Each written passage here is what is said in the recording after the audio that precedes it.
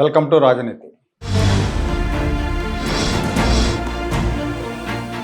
భోగాపురం విమానాశ్రయ ప్రారంభోత్సవ కార్యక్రమాన్ని రాష్ట్ర ప్రభుత్వం ఆధ్వర్యంలో చాలా గొప్పగా నిర్వహించారు. అంచనాలకు మించి జనం హాజరయ్యేలాగా కూటమి పార్టీ నేతలు శ్రమించారు. జనజీవ ఉద్యమం కారణంగా జాతీయ స్థాయిలో ప్రధానమంత్రి నరేంద్ర మోడీ గారి హవా మసకబారిన సమయంలో దక్షిణాదిన మోడీ సభని సూపర్ సక్సెస్ చేశారు. మోడీకి అండగా మనమందరం అంటూ చంద్రబాబు నాయుడు గారు ఆయనకు బాసటగా నిలవటం జాతీయ మీడియా దృష్టిని ఆకర్షించింది. భారీ సభ ద్వారా తన ప్రసంగం ద్వారా చంద్రబాబు ఎన్డీఏలో బీజేపీకి తాము నమ్మకమైన కీలకమైన భాగస్వాములమని స్పష్టం చేశారు.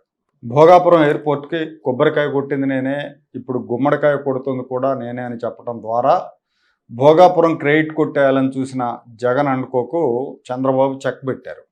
గత కొంతకాలంగా మనం చూస్తూ ఉన్నాం.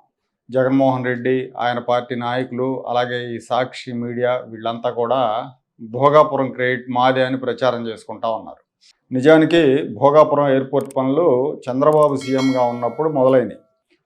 మొదట విమానయాన శాఖ ఆధ్వర్యంలో నిర్మించాలనుకున్నారు. ఆ తర్వాత జిఎంఆర్ కంపెనీకి పనులు అప్పచెప్పారు. ఎయిర్పోర్ట్కి సంబంధించిన అనుమతులు, భూసేకరణ ఇవన్నీ కూడా అప్పుడే జరిగినాయి. పనులు మొదలుపెట్టారు. ఆ టైంలో జగన్మోహన్ రెడ్డి ఏమన్నాడు, ఎర్ర బస్సు రాని చోటకి ఎయిర్ బస్సు ఎలా వస్తుందని ఎద్దేవా చేశాడు.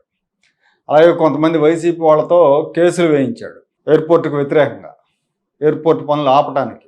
2019లో తన అధికారంలోకి వచ్చిన తర్వాత అమరావతిని ఆపినట్టే భోగాపురం ఎయిర్పోర్ట్ను కూడా ఆపేశాడు. జిఎంఆర్తో కాకినాడ సెజ్ వ్యవహారంలో డీల్ కుదిరిన తర్వాతనే ఎయిర్పోర్ట్ పనులు మళ్ళీ మొదలుపెట్టాడు. చంద్రబాబు హయాంలో కేటాయించిన భూముల్లో ఒక 500 ఎకరాలు తగ్గించాడు. ఆయన హయాంలో 20% పూర్తయితే కూటమి ప్రభుత్వం అధికారంలోకి వచ్చాక 80% పనులు పూర్తయినాయి. ఇది వాస్తవం. అయితే వాళ్ళేం ప్రచారం చేసుకుంటున్నారు అంటే 80% పనులు జగన్మోహన్ రెడ్డి చేస్తే చంద్రబాబు 20% పనులు పూర్తి చేశాడని ప్రచారం చేసుకుంటున్నారు.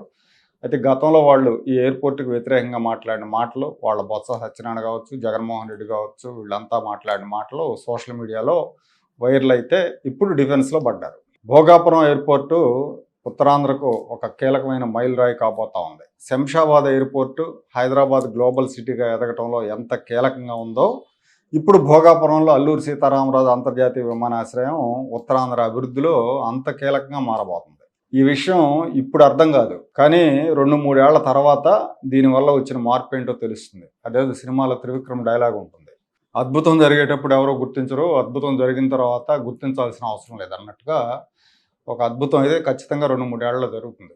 కాకినాడ నుంచి శ్రీకాకుళం వరకు ఒక ఇండస్ట్రియల్ ఎకో సిస్టమ్ ఏర్పడటానికి ఈ ఎయిర్పోర్ట్ కీలకం అవుతుంది. అందుకే ఈ కార్యక్రమానికి ప్రధానమంత్రి నరేంద్ర మోడీని ఆహ్వానించి లక్షల మంది సమక్షంలో వైభవంగా నిర్వహించారు.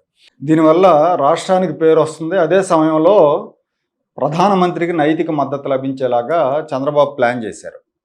నీట్ పేపర్ లీక్ అయిన తర్వాత, ఢిల్లీలో కాక్రోచ్ ఉద్యమం తర్వాత జాతీయ రాజకీయాల్లో ఎన్డీఏ డిఫెన్స్లో పడిపోయింది. ప్రధానమంత్రి డిఫెన్స్లో పడిపోయారు. కేంద్ర మంత్రి రాజీనామా చేయాల్సి వచ్చింది.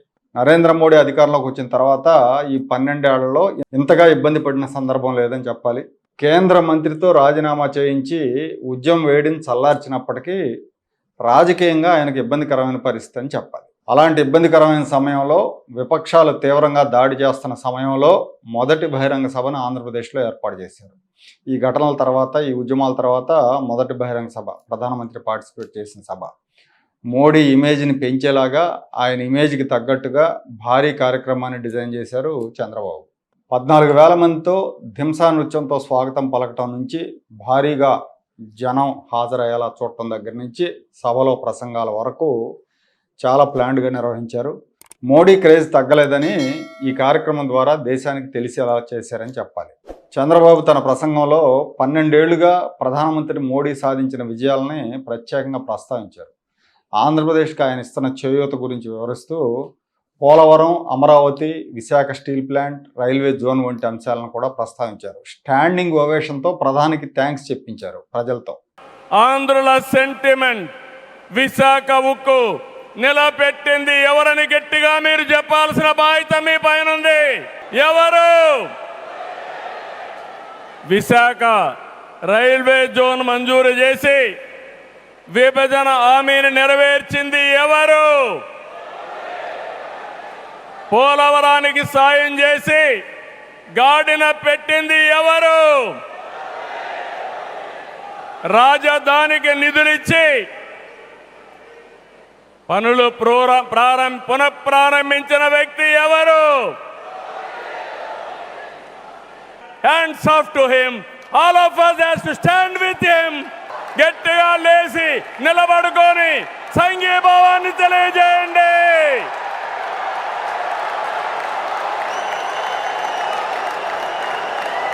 గట్టిగా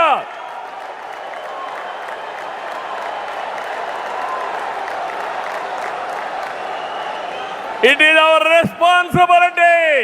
నరేంద్ర మోడీ ముఖ్యమంత్రిగా ప్రధానమంత్రిగా సాధించిన విజయాలు ప్రస్తావించి మోడీ ది గ్రేట్ అని చెప్పడం ద్వారా ఆయనకు నైతిక స్థైర్యాన్ని మద్దతుని ఇచ్చారని చెప్పాలి.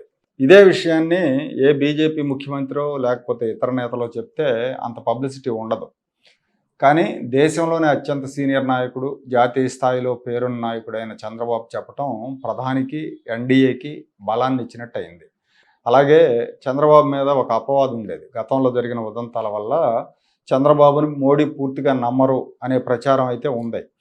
జగన్నే నమ్ముతారు అని కొంతమంది ప్రచారం కూడా చేస్తున్నారు. ఈ మధ్య కొంతమంది మేధావులు చెప్పడాన్ని కూడా మనం చూసాం.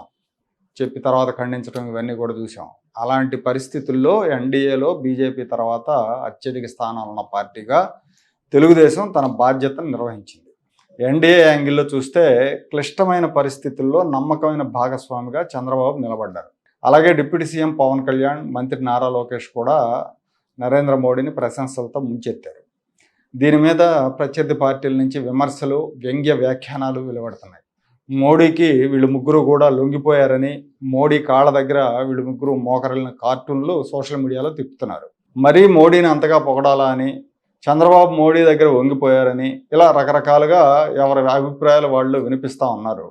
జాతీయ స్థాయిలో ప్రస్తుతం నెలకొన్న పరిస్థితి, దేశంలో మోడీ బలంగా ఉన్న తీరు, ముఖ్యంగా ఆంధ్రప్రదేశ్ ఆర్థిక పరిస్థితి నేపథ్యంలో ఎవరైనా సరే కేంద్రాన్ని ప్లీజ్ చేసుకోవాల్సిందే.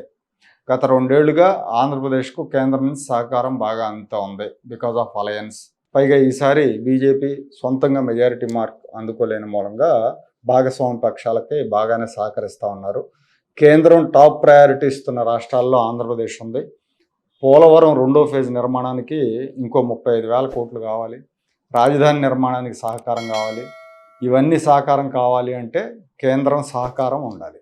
అందుకే ముఖ్యమంత్రి ముందు చూపుతో ఈ భారీ కార్యక్రమాన్ని ఏర్పాటు చేసి మోడీ ఇమేజ్ పెంచే ప్రయత్నం చేశారు.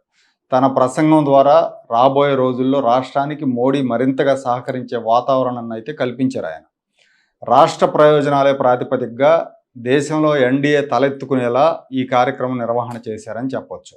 చంద్రబాబు నాయుడు గారు పదే పదే చెప్తా ఉన్నారు, ఆంధ్రప్రదేశ్ ప్రయోజనాలు తప్ప నాకు వేరే ప్రయోజనాలు ఏం అవసరం లేదని కూడా చెప్తా ఉన్నారు. దానికి తగ్గట్టే దానికి ప్రధాని సహకరించే విధంగా ఈ సభ నిర్వహించారని చెప్పొచ్చు. ఈ సభ విజయవంతం అవడం ద్వారా చంద్రబాబు నాయుడు వంగాడని, లొంగాడని, లేదంటే భోగాపురం క్రియేట్ మాదే అని చేస్తున్న ప్రచారాలు, విమర్శలన్నీ గాల్లో కలిసిపోయాయి.